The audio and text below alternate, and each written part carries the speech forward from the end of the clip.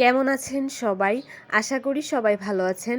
একটা মিনি ব্লগে আপনাদেরকে জানাই অনেক অনেক স্বাগত। এই ব্লগটা বেশ কয়েকদিন আগের, কৃষ্ণা প্রতিভারা যেদিন আসছিল কয়েকদিন আগে তখন। তো আমি তো এর মাঝখানে আর সময় পাই নাই এই ভিডিওটা এডিট করে আপলোড করার, মাত্র আর কি একটু টাইম পাইলাম। তো ওই দিন তো প্রতিভা চলে গেছিলো খেলাধুলা করার জন্য, কৃষ্ণা ছিল অনেকক্ষণ, কৃষ্ণা ছিল তাদের পরীক্ষা শেষ হয়ে গেছিলো, যার জন্য কৃষ্ণা এসে এই দিন অনেকক্ষণ থাকতে পারছিল। তো আমি কৃষ্ণার সাথে সময় কাটাইতেছিলাম। আর হচ্ছে যে এখন রান্না বান্না করতে হবে, রান্না শুরু করলাম।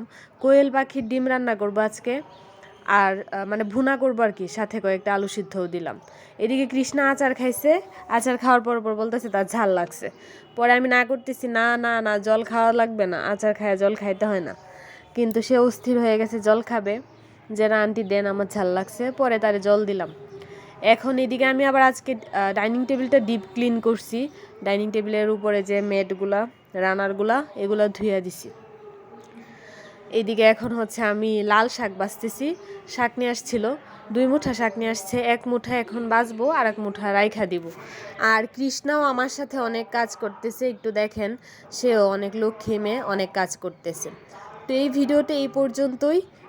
সবাই ভালো থাকবেন, টাটা।